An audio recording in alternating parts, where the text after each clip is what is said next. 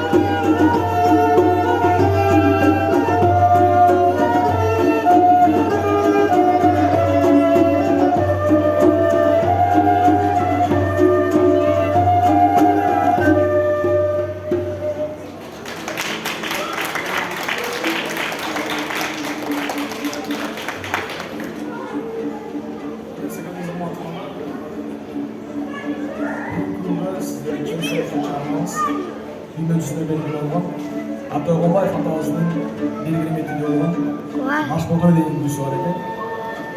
Uşan böyle aktarıp benim sayfınıza size bol çalışmak yapıyorlar.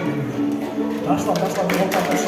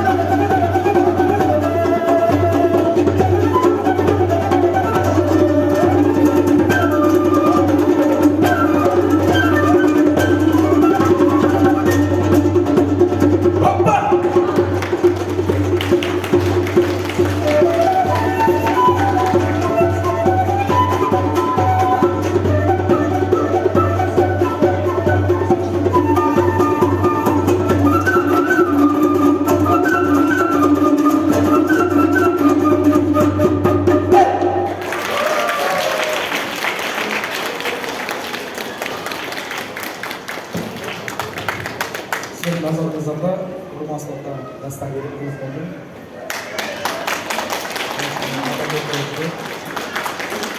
Ben şöyle doktor bakan, ben şöyle doktor konuşuyor, Daniel, ben şöyle bile masonlardan çektim, bile Azam. Жана биздин алып баруучубуз Жакыпов Бактөрөт жана биз Дүйбулак ансамбль. Рахмат.